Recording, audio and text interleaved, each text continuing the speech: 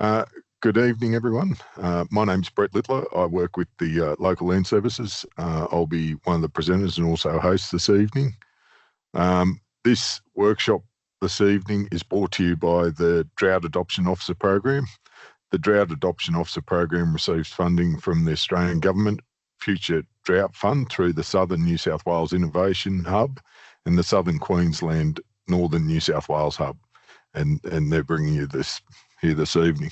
Just like to acknowledge that local land service acknowledges that it stands on country which always was and always will be Aboriginal land. We acknowledge the traditional custodians of the lands and waters, and we show our respect for elders past, present and emerging. We are committed to providing places in which Aboriginal people are included socially, culturally and economically through thoughtful and collaborative approach to our work. So just a bit of housekeeping. Please join via the desktop computer for the best viewing experience. We know that that's how it works best. This session is going to be recorded and will be available on YouTube channel to view later on. Also, what we can do and the way we'll handle this is if you've got questions, please place your questions in the Q&A tab on the control panel, and we'll address those as we go through tonight or at the end of the session. If we happen to run out of time, we'll endeavour to go through and follow up with a lot of the questions, and that's the way that we've tended to do it in the past. Also, really important, please fill out the post-event survey. Your feedback really helps us to improve our sessions, also helps us to target our content just a little bit better. So this evening, the presenters, obviously, I'm one of the presenters, Brett Littler, but we've also got Matt Lieschke. Matt Lieschke is Senior Land Services Officer with the South East Local Land Services. Matt's been in the job now for a little bit of time, kicking around, and has a lot of experience in sort of drought feeding, drought advice, but also in this looking at the pasture outlook and the farming forecaster and the like. Myself, Brett Littler, yes, been with local land services now for a few years, specialising in livestock feeding management and the like, and will be the presenters, co-presenters this evening. So as we kick off, really, and the purpose for this webinar really was Matt and myself had been speaking, and through our travels and going out and onto farms and through the inquiries that we've been getting, we've been seeing a huge variation in different systems out there, different pastures and the like. We've seen a big variation in cow condition, and that's falls back to the dry that we've had in that sort of last year, running through into that summer, into the autumn and into the winter. And it's also something that we've seen, some of these pastures were very slow to get away after we did get the break in some of these regions. And look, one of the things we're sort of aware of, and some of the discussions that we've been looking at is, how that going to line up and what that actually means for producers. And particularly with some of these cows and our experience going back to 17, 18, 19, we know how important it is to managing the cows now to ensure that they join up and perform going forward. And we're also fully aware that, we're going to see some big variations depending on stocking rates or fertility and the like as well. So it's one of those ones that we're very aware of. So reason for tonight's webinar is we just thought it was a good chance to catch up and chat about the season ahead and some of the ways that we can look at managing these animals, particularly when we look at some of the information that we've learned from the past, and also some of the science that's backing up some of our work. So I'll hand over to Matthew. Thanks, Brett, and good evening, everyone. So just thought I'd start with a quick recap on what's happened over the last 2 months, largely last 2 months in terms of rainfall, as this is really shaping up and having a big impact on the variation that we're seeing, which Brett sort of outlined. and really having a big impact on current soil moisture and therefore the amount of pasture on the ground and projected for this spring and the spring outlook. So on the left-hand side, that's the August rainfall totals in millimetres from the Bureau's website. And what we saw in August was a really strong east to west pattern. That's been pretty consistent for the best part of this year, with a lot of rain on the eastern side of the Dividing Range and in northern New South Wales, but really struggled to get moisture over the hill out into the western parts of New South Wales and down south and through into Victoria as well. Thankfully, in the last sort of week to 10 days of August, that trend did break a bit. We actually did get some rain over the Divide and out to the west, and we can see there that there was some pretty good and really valuable moisture, particularly on the eastern half of the state. But unfortunately, the rainfall really did tend to fade off moving east to west, and you sort of western side of Wagga and Dubbo, it really did sort of cut out, unfortunately. So that was August, and then we moved to September, which is on the right-hand side. That screenshot there is rainfall totals between the 10th and the 16th, which is largely where the bulk of September rainfall occurred. And that was much more widespread rainfall, as you can see. Really valuable moisture into the system. And there has been a little bit more extra rainfall last sort of Friday, Saturday around the ACT and then moving up through into towards Dubbo as well. So that sort of paints a picture of what we've seen over the last sort of 8 weeks. So for those of you that may not be aware of this website, farmingforecaster.com.au, it's a website that's been around for a few years now, and the coverage of this website has gradually increased across the state. And so when you go onto this website, you'll see a map of New South Wales, and there's some blue shaded areas there, which are the regions, the LLS regions, which are currently have Farming Forecaster up and running. And what Farming Forecaster does is it provides real-time information on current soil moisture levels in pastures, and also what that means in terms of future pasture growth and supply for the next 3 to 4 months. So if you haven't been onto this website, it's freely available, and really encourage you to go along and have a look at it. So when you go onto this website, you can pull up a map, which looks like this. This is a screenshot of the soil moisture sensor network in the southeast region. It's not, unfortunately, I couldn't quite get all the sites in the southeast. There are a few more further south down along the Monero and far south coast. But those round pins are all where we have capacitance probes in the ground measuring real-time soil moisture levels. So that's a screenshot for southeast.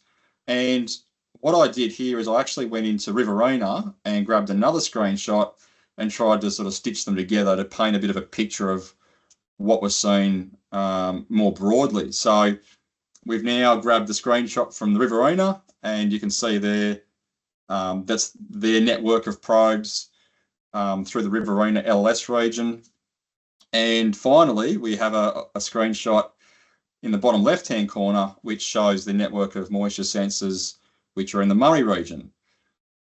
And once you sort of start to pull this together, and I'll just think Brett might need to click a button to bring that last one up. Thanks, Brett. So it's a bit messy trying to stitch these images together and get them aligned, but hopefully you can see there now that there's a pretty clear east to west trend, which really backs up the rainfall patterns that we've seen there in the last sort of 2 months. So what we'll do now is we'll zoom in and just have a look at 3 locations. So I've picked up Rye Park, which is near Yass, Henty out in the Riverina, and then down to Corowa in the Murray, just to as demonstrations of what information you can actually get out of this website in terms of moisture and pasture predictions. So we'll start with the Rye Park site in the southeast. So this is a site that's had 300 millimetres measured since May, since the break, and really good soil moisture at present down to 60 centimetres. So on the left-hand side, under the probe heading, when you go onto Farming Forecaster, you're getting real-time information on current soil moisture levels at different depths down through the profile. So this site's actually had 117 millimetres in the last 5 weeks, really topped up the profile and is sitting in a very comfortable position, particularly at this time of the year as the weather starts to warm up and pasture really starts to grow and pull moisture out of the system. So very, very, pretty much a fully saturated soil there at Rye Park. And then on the right-hand side is the pasture forecast. So just to explain that a little bit, for each of these probe sites, if you just go back, thanks, Brett. For each of the probe sites, we develop a farm system in GrassGrow, and to do that, so GrassGrow is it's a farm systems modelling program developed by CSIRO, and for each of the probe locations, we build a custom farm system which uses a local soil type, local pasture species, weather data, and a livestock enterprise. And so once you've built the GrassGrow farm system, we can then run it over the long term, in this case 30 years, and pull out a whole range of production data. So one of the things we can pull out of that model is green pasture supply. And so the pasture forecast, if we look at the heading there, is the projected green herbage available relative to historic variation. So just ignore the lines for a moment and just focus on those shaded areas. The shaded areas indicate the range in green feed on the ground at Rye Park that you would expect to see in that forecast window. So between the 1st of September through to the end of December. So as you can see, huge amount of variation in the amount of spring feed we get over the years. Where the green zone, the green shaded zone touches the top of the yellow shaded zone, that's historically speaking, that is the 50th percentile. So that's the long-term average. So in really simplistic terms, if we look at the projection lines now, if we're traveling in the green zone, that means we're above the long-term average in terms of green feed. So we'd be all smiling. If the lines are sitting in the orange zone, it's below average, but still manageable. And if we're down in the red territory, it means we're in the bottom 25% of years historically and in pretty difficult territory. So if we have a look at this pasture forecast, what it's showing is that, well, the pasture forecast is actually done at the start of each month. And so the GrassGrow model is spun up to the 1st of September. And then we use the last 30 years of actual climate data for this location to do 30 possible outcomes, all based off the same starting point. So rather than having 30 possible pasture curves coming off the start of September and being quite difficult to interpret, we display those 30 possible runs based on climate data historically. We display that as percentiles. So the yellow line is the midpoint of those 30 runs, and the blue line is the 90th percentile, and the red line is the 10th percentile.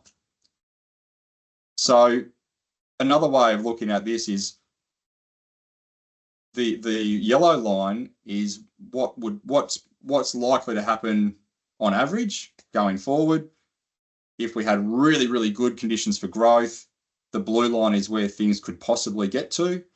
the red line is what is possible if we had an extremely dry scenario.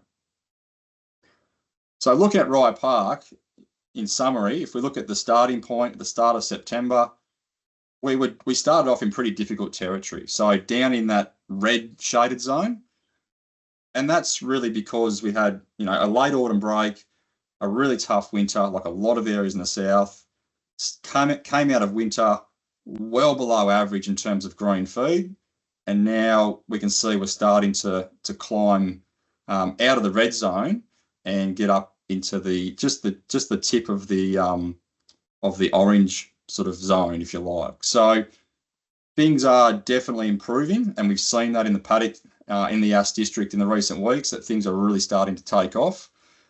And if we look further ahead at where that yellow line goes, we can see that it doesn't quite get up to the long-term average, but it's on track for what you might say a below average spring, but getting pretty close to the long-term average. So at this stage at Rye Park, things are definitely improving, and things are looking pretty positive at the moment.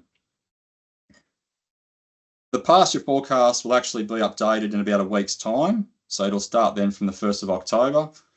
And given current soil moisture conditions, I would expect with a new pasture forecast that comes out that yellow projection line might actually even get up somewhere near the long-term average. So on the next slide, we'll go to the Riverina and down to Henty. So we're now moving further west, where soil moisture wasn't looking quite as good, and we can see there at Henty, instead of 300 millimeters of rain since the May break, we're now down to 200 millimeters. So 100 millimeters less rainfall since the end of May.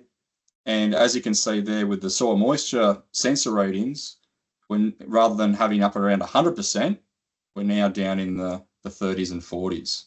So a much drier profile. And if we look at the pasture forecast, we can see a similar situation coming out of winter. Starting point is in the red zone, and we can see that black tracking line, which is updated every week. We've seen that black tracking line really kick off in response to that moisture in late August and September. So things are definitely heading north and heading in the right direction. But because of the dry nature of the soil,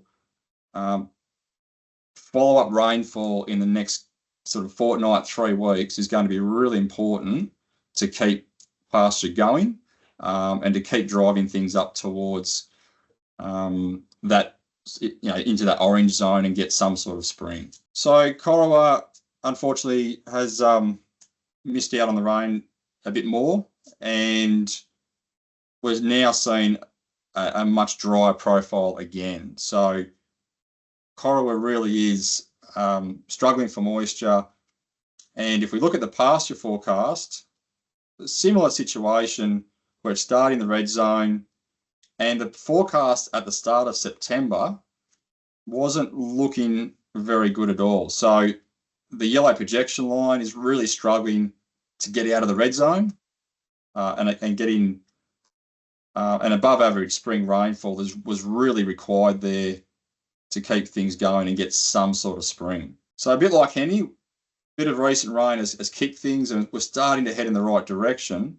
But unfortunately, this soil is a lot drier than Henty, and so very much a hand-to-mouth situation at present, and highly dependent on moisture from above to keep things going. So for this site, it'd be really important to keep a very close eye on the forecast and having some clear plans and strategies in place if spring cuts out early. So the next slide is what's on the horizon in terms of rainfall, because some of those sites clearly really need some follow-up moisture to keep things going. Unfortunately, the 8-day forecast isn't looking overly positive. So that's the current 8-day forecast from the Bureau on the left.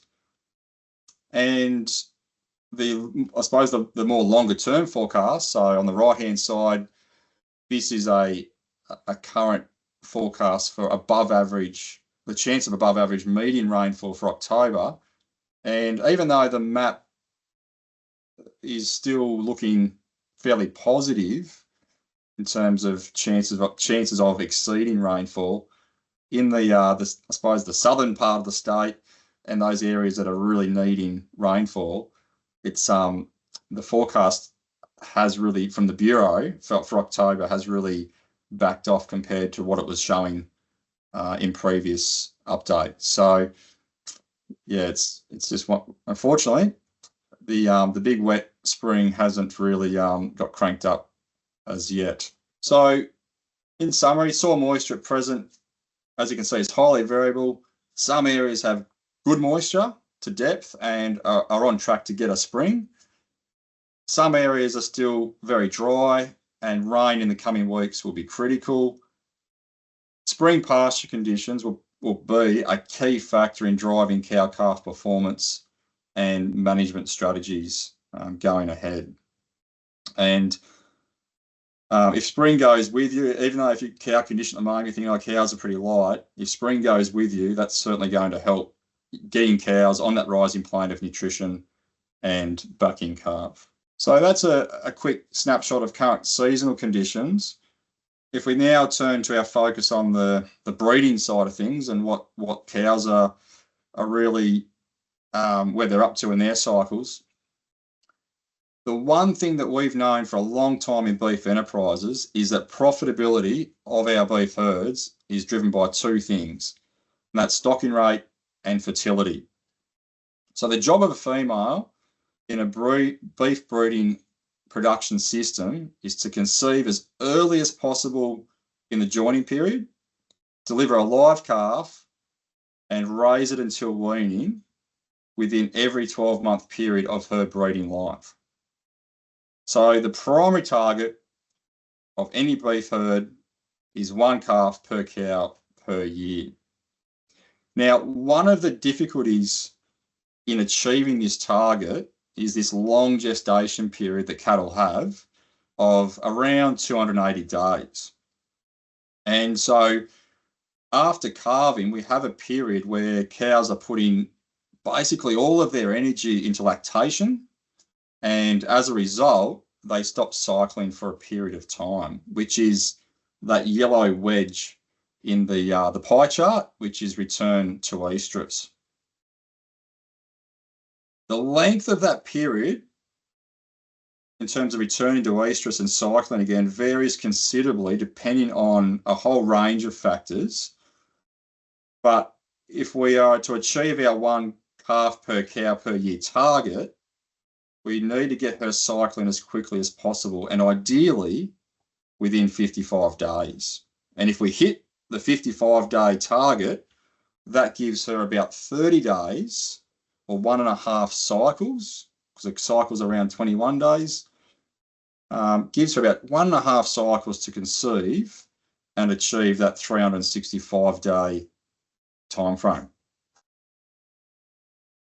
So if we look at the pie chart, we don't really have much control over the gestation period or the estrus or the length of estrus cycle. You know, those two things are pretty well rigid.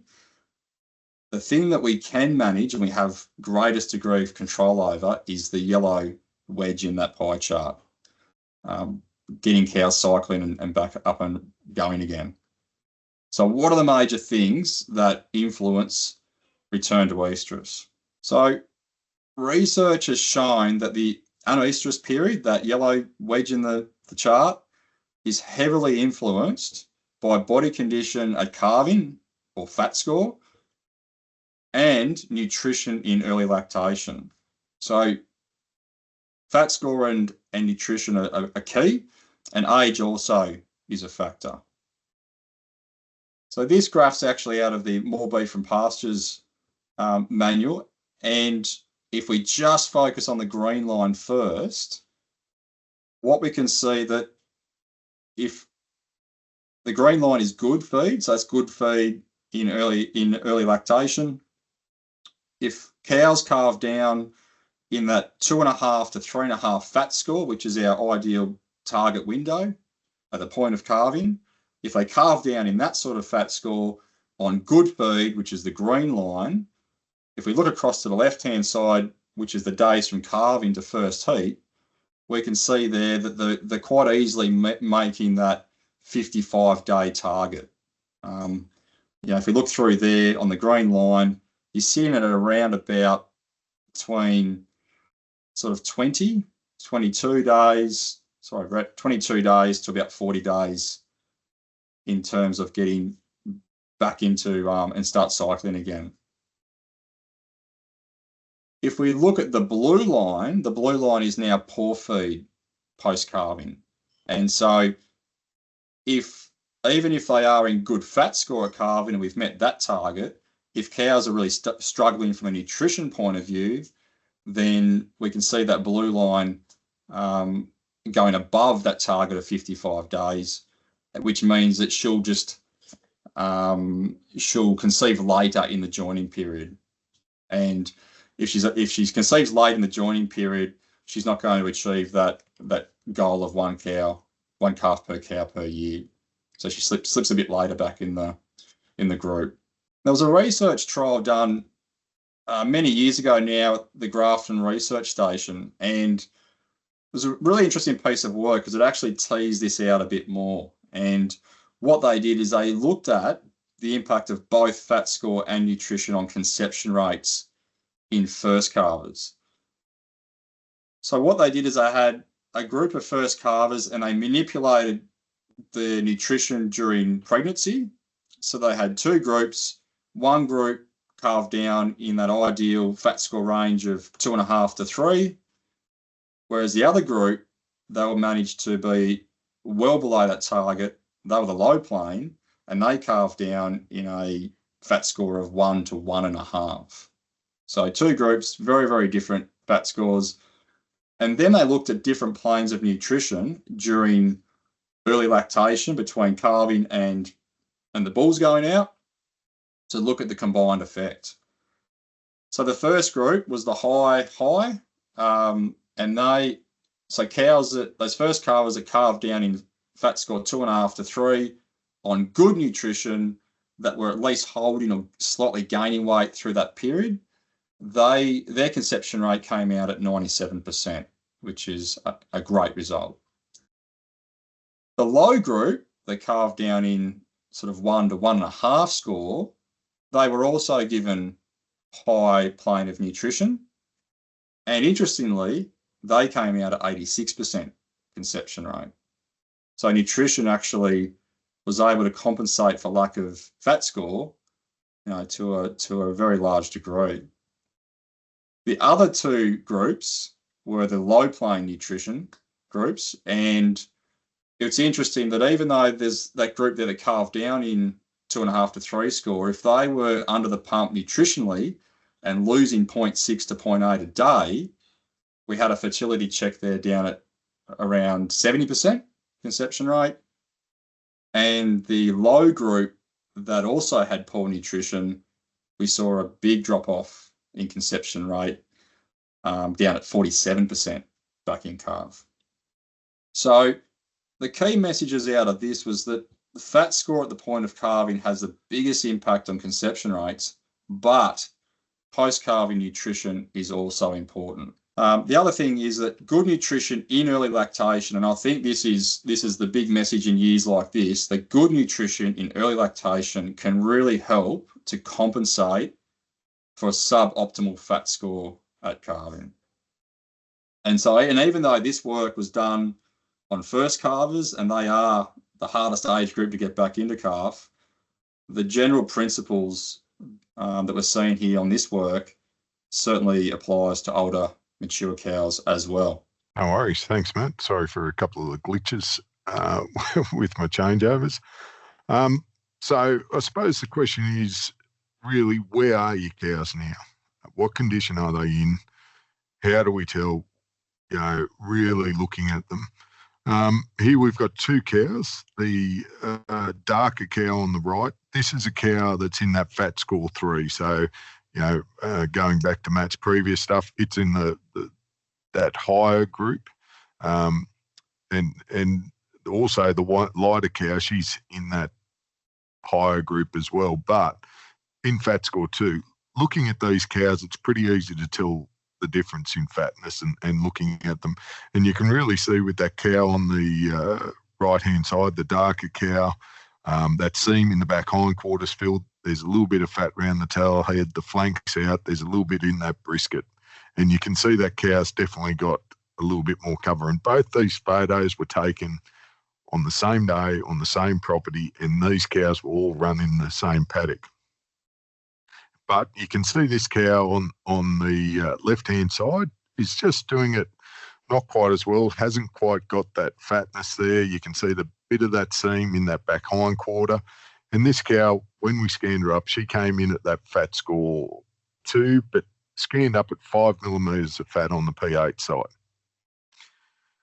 Conversely, this girl here, same paddock, same property on the same day, she came in at a low fat score. So when we scanned her, she came up with only roughly around about 3 millimetres of fat. And it's very important, and we know through a lot of work that's been done by Drew Ferguson and others, that this is really where we start to run into that cutoff where fat score in these animals in that lower fat score really starts to kick in, that bottom end of a fat score 2 or condition score 2 as it's called in other languages. And you can see this cow, we're just starting to see a few of the little bit more of the spice processes. Definitely doesn't have that fat. If you look at her there, she's tucked in at the flank. Quite easily see that the seam in that hind quarter. And we know that cow in that condition is starting to trip over from mobilising fat, if you like, and into starting to mobilise muscle as an energy reserve. And this is where we really do start to see that drop off in some of the conception rates. So really important, now's the time, particularly looking forward, to go out and take stock of where are your cows. What condition are they actually in? Are they looking like the first cow we had, or are they looking like this cow here, who's just on the lighter end of where we'd really want her to be? So with that in mind, we can think about it and go, what are your cows and pastures like? Because obviously, thinking back to what Matt's just gone through, that better nutrition, better quality of feed will really help to get these cows joining up and help us get that calf and get that condensed calving and get that calf a year.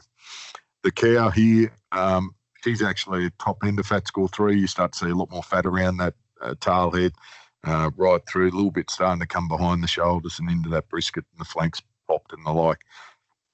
Scanned up, that cow came in at the top end of fat score 3, sort of above 10 millimetres of fat as scanned. So, she's definitely right. And if all your cows are looking like that, we do know you've got a bit of a puffer. But what are your pastures like, and how do we know what the pastures are like? Well, this pasture here, just a little bit of an interesting side, was a pasture cut that was done in spring last year by some work colleagues in the Central Tablelands. And this came back with an energy of roughly about 11.9 or a digestibility of 77.3, crude protein of 24.3. And when we punched that pasture into the graze feed with a British bred cow, obviously fairly good quality feed, there's no limitation on height. That cow's putting on best paid part of 800 grams a day, and a 100 kilo calf, 60 days old, will be gaining it at 1.5 kilos. So, really is performing. But as Matt's pretty well described and set the scene, we know that isn't the case everywhere with that degree of feed. And we also know through our travels that not all cows are looking as good as some of these cows. So the results from that spring pasture cut that was done last year by the staff of the ag team in the Central Tablelands Local Land Services really did show us that there was huge variation depending on grazing crops, improved and unimproved pastures, and that we saw a huge range of the quality of some of these feeds. We saw crude proteins, and just to give you a bit of an idea, it ranged from 3.3% through to 39.7%. That was a grazing crop, but also some improved pastures up as high as 42%. But, big range. With some of the energies that we saw variations there from 5 all the way up to 14, which is just phenomenal quality of feed. And then sort of the digestibilities, obviously, we saw that big range as well. And those are important numbers to think about because, at the moment we've got, depending on the cows and where we've got them in that lactation, in that sort of early part of lactation. And really we need crude protein above 12 and ME above 10. I've got 12 there, it should be 10. And really need that good quality there for those animals to at least maintain. So really important not only to have a look at those cows, but have a look at that type of feed and the quality of feed that we've got in front of our cows, particularly coming into joining. And think about that work that they did at Grafton on those first calf heifers. We know if we've got cows that aren't quite where we need them to be, that we need to be thinking about what quality of feed have we got in front of them. And it is one of those ones, and I'll hand over to Matt to explain sort of that a little bit better. Yeah, thanks, Brett. So just on the next slide, just to try and unpack this a little bit and go through it. So one of the challenges in spring is pastures just change so quickly. We go through this growth phase where pastures increase in height and the amount of feed on the deck, but they also go through a reproduction phase for our winter growing or our temperate species. So the amount improves as we go through spring, but digestibility goes the other way and starts to drop off. So for those of you that have done ProGraze, the chart on the right-hand side will be very familiar, and what it shows is that as plants mature and go through their reproductive phase, that digestibility declines, and on the right-hand side of that chart there we have energy as well, and digestibility and energy are both, and protein are both positively correlated. So right now, like when we're coming through winter, a lot of our pastures do sit in that 75% range, maybe and better, as Brett's slide showed. But then as we move into spring and pastures put up a seed head and go into that reproduction phase, we do see a decline in digestibility and energy. And different species go through this at different paces than others. So our annuals will tend to set seed first and foremost. So if you think about, the pasture species in our paddocks that put up a seed head first, it's generally things like barley grass and silver grass and capeweed and things like that. And then our perennial species, cocksfoots, phalaenopsis, and the like, then tend to go to head a little bit later.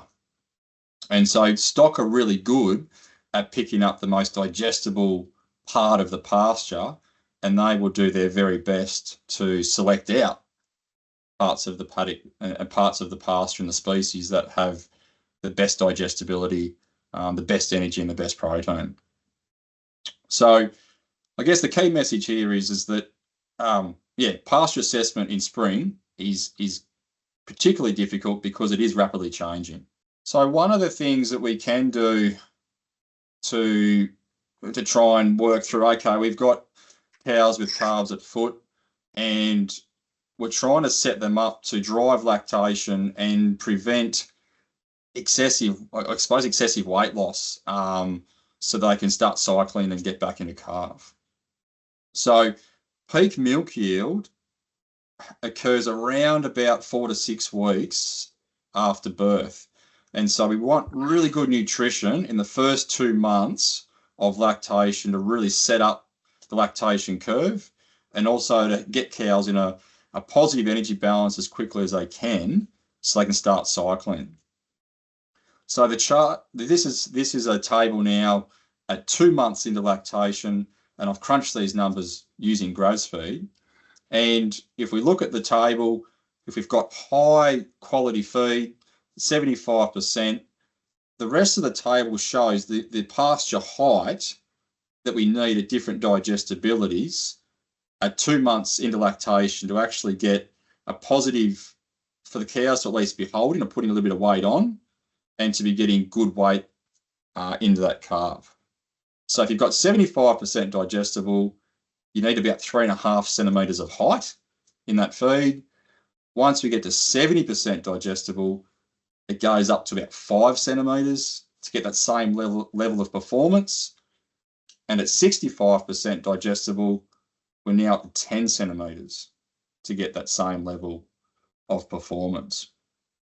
So the key thing here is to have a look at what your pastures are doing in terms of height, but then also have a look at that progress chart there, and have a look at how much, are you seeing seed heads? How much leaf versus stem seed heads are you getting in the pasture? That will give you a clue to digestibility. The other thing you can do with cattle is have a look at what's coming out the back end, because the feces shape and consistency also is a pretty good indicator of what the digestibility of the diet actually is. And so I've got a column now with the dung indicator, and you can see there that on really highly digestible pasture, the dung pats are pretty much flat to the ground and very, very loose. As digestibility comes down, there's more structural fibrous components in the plant that the bugs in the rumen can't break down. So you get more bits of fiber coming out, and that makes the dung pats actually form up a bit. So have a look at the pastures, but if you also have a look at what's coming out the back end, that'll give you a really good guide. And then you can line up to those pasture heights to get a pretty good feel for how stock are performing as we move further through spring. The next slide now looks at the 3-month into lactation period. So we're now a month further along, and this is the point when the bulls are back out and we're trying to get cows to join back up. So same slide as before, but this time we're a month further along, and I've also included a 55% digestible part of line on that table.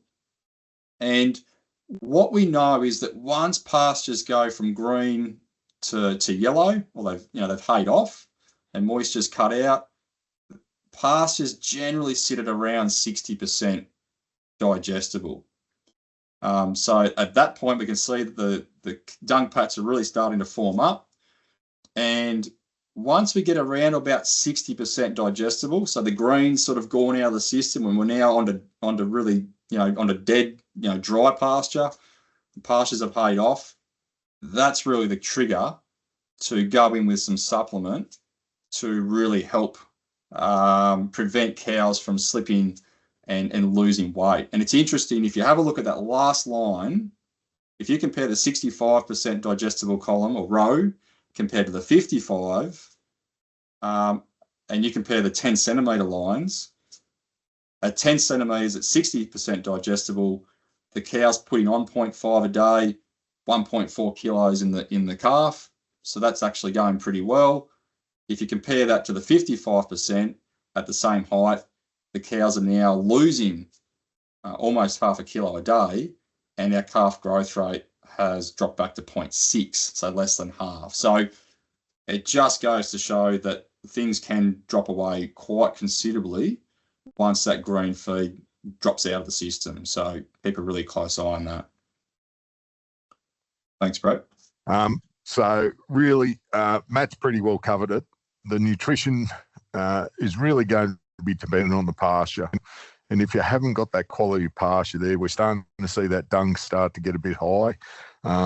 The other thing I tend to look at as well, so that height's a really great indicator, but also having a look at the fragments that we start to see in the dung. If we start to see that dung there, we know that that's going to be one of these ones that sort of once we start to see the segments sort of get up around about 0.5 centimetre, we really know that can be one of those indicators that we're starting to see the benefit of a protein supplement or something like that to really help stimulate that appetite and help those animals eat. Just while you're getting that back on, I did notice there's a couple of questions. Question was around the pasture forecast. Is the black line an actual or is it still a predictor? The response there is it's a predictor. So the pasture forecast is all predicted, modelled information out of the Grass Grow program, and the black line is a tracking line that is updated 3 times during the month, which gives us a sense of how we're actually tracking against that original forecast. Yeah, you're back on now, Brett. Let's come up. So you're right to go. No worries. Apologies, everyone. So the nutrition pasture supplement story is there. What I would say to people is at the moment, if you don't have that quality, we're starting to see that high, the dung start to get up there. And going back to what Matt's got there, is hay an appropriate supplement? A lot of the time when we do our feed tests of hay, we tend to find that it will be below 9 megajoules of energy, and really go back to what we've seen there where we're looking at that cow performance. Ideally, we want it above 10. So it's one of those things. If you're lucky enough to have a bit of bulk of feed and that quality's gone off, then protein supplements obviously one of those ones that we could start to look at to stimulate appetite, increase intake. Or if you haven't got that bulk of feed, then it really comes down to an energy supplement. So a grain or something along the lines of a pellet, or even things like cottonseed and the like as well, just to lift those cows. If you haven't got that, and that supplementation, obviously with a cow lactating, is pretty hard. What other things can we do? There's things like false weaning, and that's been around for a long time. It's a tool that we've seen. It's also called 48-hour calf removal, and it's a little trick that we can do with those cows. If we're looking at cows and they're in that fat score 2, the bottom end, it's a tool that works relatively well with those cattle that are in that borderline fat score 2. And what we do know, that by removing that calf for the 48 hours, and 24 hours doesn't do it, it needs to be 48 hours. By stopping that suckling effect, we see the hormones start to kick into gear, and all of a sudden we can get a few more cows start to cycle than what we would do normally. The research has really shown us that sort of we can get up to a 6 to 8% increase in naturally mated animals. And it has been noted a few times that if we've got an AI program or we've got animals with the Bos indicus content, we can actually get a higher increase in conception rates. What I would say, particularly with doing this and the experience where I've seen that where people have done a fourth weaning, management of the calf is critical. Looking after those calves, having a good area set up is one of these ones. If you don't look after those calves, it can have a few little downfalls, and I've been involved with a couple where we've seen some issues. So really, do you have the setup? Can you do it? Are your cows in that fat score 2? That's one of those important questions. One of the ones that we definitely know and is one of those ones is weaning. And you can really see that the energy requirements of that 500 kilo cow, as an example, if they're dry, you know, say under 60 megajoules of energy a day to maintain her, versus a late pregnant cow where she's getting up around about 70 megajoules, and then you're dealing with a lactating cow and getting up to close to 90 megajoules a day.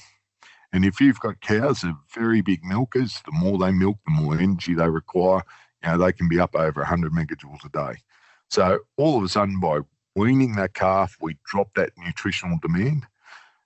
Very importantly, we also see we trigger that stop of the suckling effect as well. So we'll get that kick in those cows joining. We know that quality of the feed that they need diminishes substantially. So all of a sudden, instead of dealing with a 10 megajoule feed, we drop down to a 7 or 8 megajoule feed that will maintain that cow. All very good, but you need to have the bulls out when you do this. So pretty much means that you are going to be early weaning. So setting it up and looking after those calves is also one of those important things.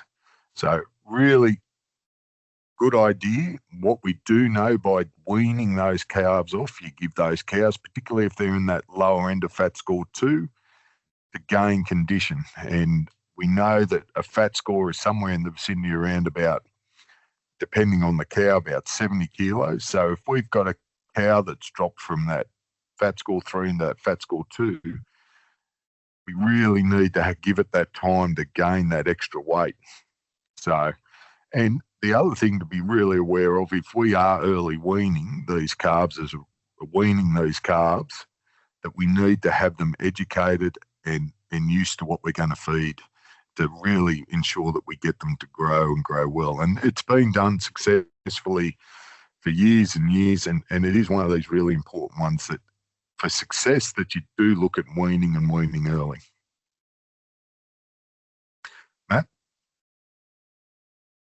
Yeah, thanks, Brett. Well, this table now is supposed to follow on that thread of early weaning, and when pasture conditions are really struggling down at, this scenario is really based around where you've got a bit of height in the green feed, but a bit of height in that feed in the paddock, but you've run out of green and it's gone from green to dead. And we could see earlier on from that previous slide that cows really struggle once the green goes out of the system without some sort of supplementation. So the top part of that table, I just did a running grass feed to look at once that feed dries off, 55% digestibility, 10 centimetres of height, how much supplement might be required to actually keep the system ticking over and prevent weight loss in the cow. In this situation, I've used 4 kilos per head per day. These are DDG pellets that I put into grass feed, and I found that sort of amount was able to hold the cow. So you can see on the far right-hand side there, basically not gaining weight, but not really losing weight either, and getting about 1 kilo a day growth in the calf. I then looked at, okay, well, what if we separated the two and we just fed the calves separately, which is the bottom part of the table. And interestingly, if we wean and put cows onto that same dry pasture, they're actually now able to hold condition. And you can see that they're doing 80 grams a day. So basically holding on that dry feed without the calf at foot. And then we can put around 3.6 kilos of the DDG straight into the calf on that dry feed to do a 1 kilo a head a day. So it just sort of demonstrates the quantities of feed. If we wean and separate, we can actually reduce the amount of feed required and more efficiently just directly feed that calf. Matt, your experience, just while we're there, I know I've had reports of sort of people that have weaned while the bulls are out, that they've seen a distinct jump in those conception rates. I know we were talking about it there early. It's very, very energy inefficient to try to feed a calf through a cow, and that's one of those stories we have for a long time. But by weaning those calves, some of your experience with sort of increasing conception rates?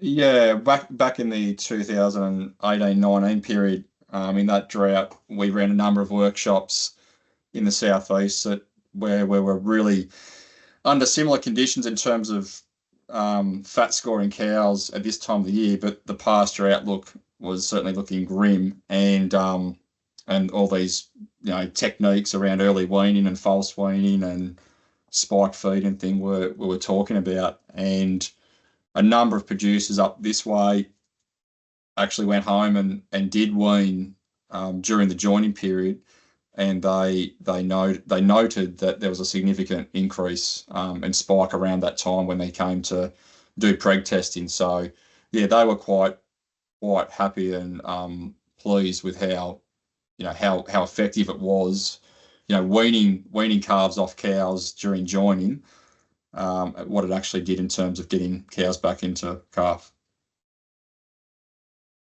Thanks, mate. I suppose the other option we have got is splitting mobs up on condition or age for TLC, bit of tender love and care. And this is a producer that I've worked with in the past, known them for my whole career, so 30 odd years. And this was a photo actually during the Millennium Drought, and I was over at their property. And really, and Matt's showing us there that, that definitely that cow condition has a big driver. And we do see this, and this is a classic here, where we've got the cow on the right-hand side with the calf sitting next to her.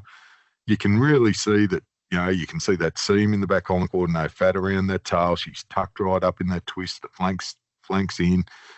She's doing it quite hard. She's at the bottom end of that fat score too. Now, that is actually a first calf heifer.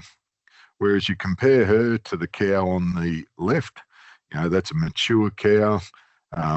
She's got a little bit of condition on her, doing it so much better. Obviously, her nutritional requirements, and you can see some of these other cows as you look through that are in just that little bit better condition. So if we're really trying to get those cows in the calf, it may be worthwhile thinking about looking after splitting some mobs up and really concentrating on some of these cows. So in some cases, these cows might be just better milkers, and we saw the energy requirements there before for these better milkers. They'll wean a heavier calf and the like. But also looking at your first calf heifers and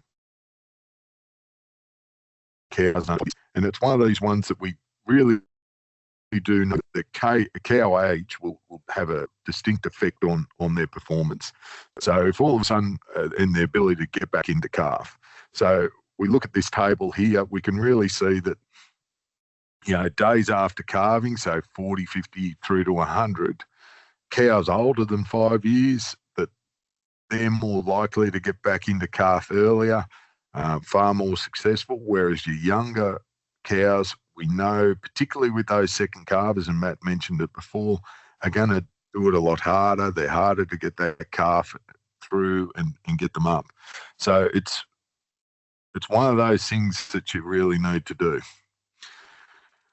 So splitting mobs up, definitely worthwhile. Spike feeding or looking at a flush of feed, if you like, has been around for a long time, and we've seen this over the years where people have used different systems where they've moved animals out into different paddocks, put animals onto high quality feed, got that flush and increased their joining rate. It's one of those ones that's definitely out there. But once again, is it a protein supplement or an energy supplement that you need to give it that little bit of a kick? There's been a lot of work done on protein supplements and spike feeding in the north. There's work done around Grafton by David Hennessy and the like, and it really did show that, by giving this supplement, increasing the intake of the pasture that was there, we were able to lift conception rates. Some of the work in the north also looked at spike feeding prior to calving. Horses bolted, and for a lot of people who've calved now or about to calve, so it's a bit late but definitely something to think about, targeting that supplementary and trying to give them that little bit of a flush so we get that spike in that joining. Matt, you've got an example of some of a producer that you were talking to. Yeah, I was just talking to a producer from Braewood recently, and again, back in that 18-19 drought, had some cows in very light condition around joining, and wasn't overly confident that he would get a good result, but put them onto a grazing crop. I think it was oats, and still had calves at foot, so they weren't weaned, but just putting those light cows on grazing crop actually, gave some pretty surprising results in terms of how well those cows turned around and actually started cycling. So I guess it was just a good example of the impact of nutrition. Look, there's some other tools about. This is an old photo, trying to get those calves up, get them heavier so that you can wean. Obviously, in this scenario, these calves are well and truly big enough and a bit better season. But the option of creep feeding, trying to get those calves up, educating them to what you're going to have prior to weaning them, particularly if you're looking at early weaning, is a pretty useful tool. It doesn't have to be flash. This is an example of a producer, and the creep gates have been around, and I know I did a workshop there, and a producer told me there one day that about her father, and she wasn't exactly a spring chicken, telling me about her father who taught her about creep feeding, and sort of it's been around for a long time. I've read a lot of documents. It is a very useful tool for getting these calves up bigger and heavier. Doesn't have to be a flash mix. This here is a photo on the bottom left-hand side is just simply some oats, and that is yarn oats. And the value of a feed test, we know that some of that yarn oats that year that I took this photo was up around about 12 megajoules and roughly around about 14-15%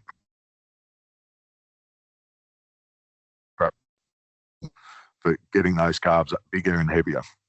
But really the take-home messages are get out, assess your paddocks, assess your pastures, and assess your animals. And it really is a time to think about, okay, if I want these cows to calve down and get that calf in that 12 months, 365 days, and try to get a condensed calving, then really it is about trying to get those cows in as good a nick as I can, or at least give them a flush.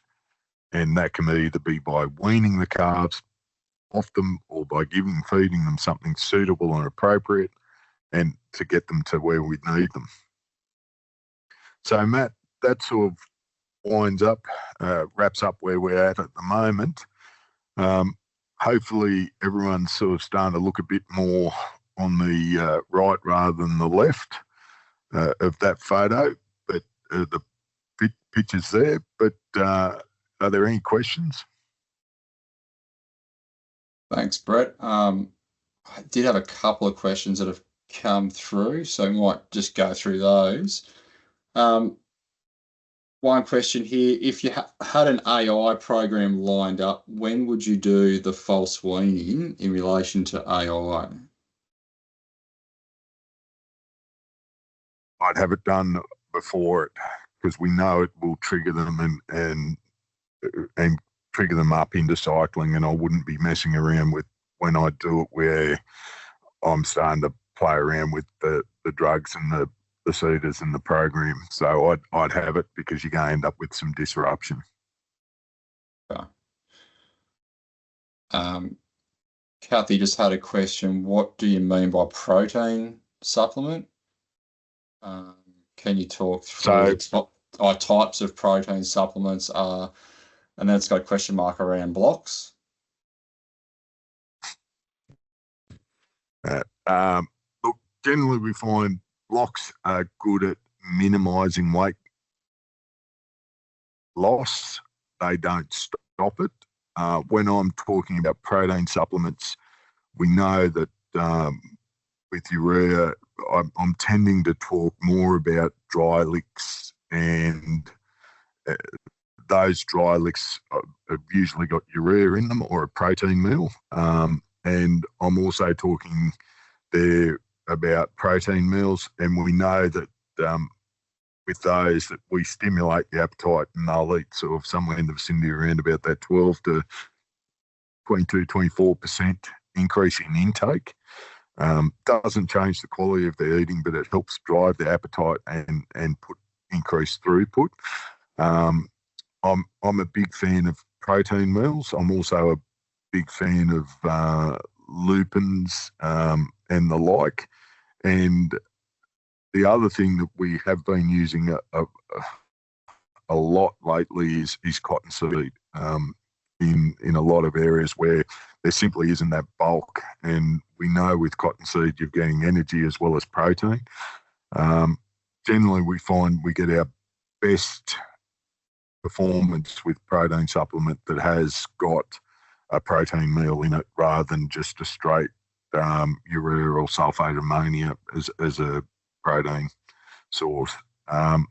Blocks tend to limit intake, and they tend to struggle to get enough of what they need out of them.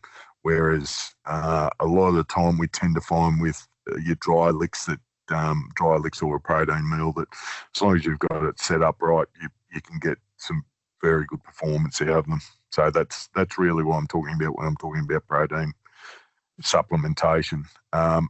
And really what we tend to find, Matt, would be that most people tend to start protein supplementary feeding too late. So what I tend to say to people, have a look at that height of the dung, like you were talking about there before, but also have a look at the length of the fibre in that dung. And we know that once we start to see the fibre length in that dung start to sort of get up a little bit, and we're starting to see it getting up to half a centimetre to a centimetre, we know that we will get a benefit from a protein supplementation when we start to see that height, but also that fibre length start to get up there. Right, thanks, Brett. Maybe I have one more question come through.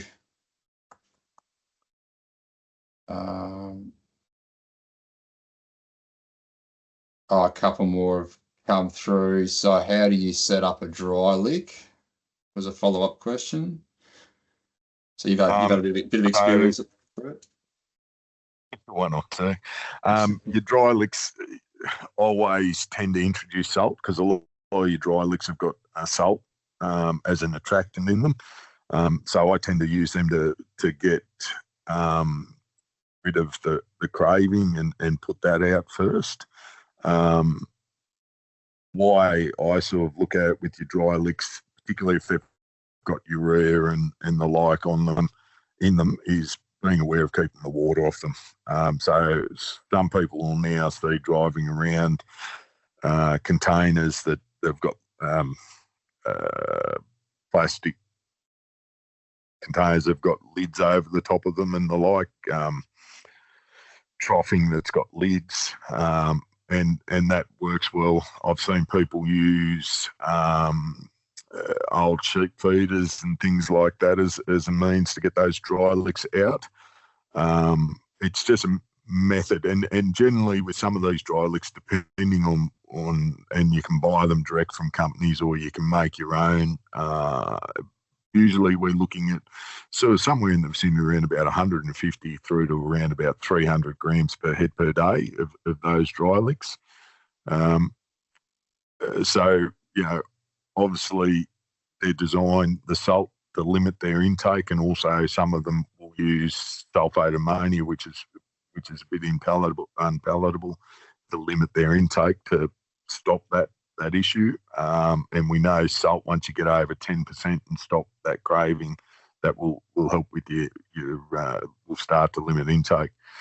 So it's about having enough of those troughs to handle the mobs that you've got, and what I would say is just be a bit guided by some of the manufacturers, but usually what I do say is I tend to work them out like a water trough. So I sit down, do my sums for the mob that I've got and space around the container or the feeder that I'm using with those dry licks. If I'm looking at a protein meal, then something like canola meal, we know a lactating cow would only need, as long as she's got adequate roughage, of somewhere in the vicinity around about 1.5 kgs per head per day. To that, you can feed it out twice a week, but you've got to follow the rules for troughing, where we talk about 60 centimetres per head, and if it's double-sided, then 30 centimetres per animal, because those animals are going to need to get in and have a feed during that. The only caveat that I would put on that is soybean meal. Experience tells me that if we're going to use soybean meal, then you want to do it, feed a little bit off, and I talk about three times a week rather than twice a week, with the likes of canola meal, cottonseed meal, and copper meal, and the like. Rightio, thanks, Brett. Just one come through around, I think it was a follow-up on the AI question. So if we're going with a 48-hour wean, what sort of timing, like how many days before the AI program would you be looking at? There's no hard and fast rule. Experience sort of tells us that they've got to have it be settled back down and sort of kicking back into gear. But we do know that what we see with that 48-hour wean is that the false weaning, that it is a pretty quick start to cycle that week after it. So I would think I'd want it done and dusted the week before I'd start trying to do an AI program with those cows. Okay. All right. And look, the data's told us with that false weaning, and there's stuff in the States and everything that, it still, you can get up to, sort of around about that 9 to up to 12% increase in those cows cycling. But it won't be the cure-all or golden bullet. Nothing beats good nutrition, good management leading in. So if you've got cows that are really struggling, then I'd probably be looking at a full wean rather than a false wean. Okay. Rightio. I think that's all the questions there, unless anyone has any final questions they'd like to send through.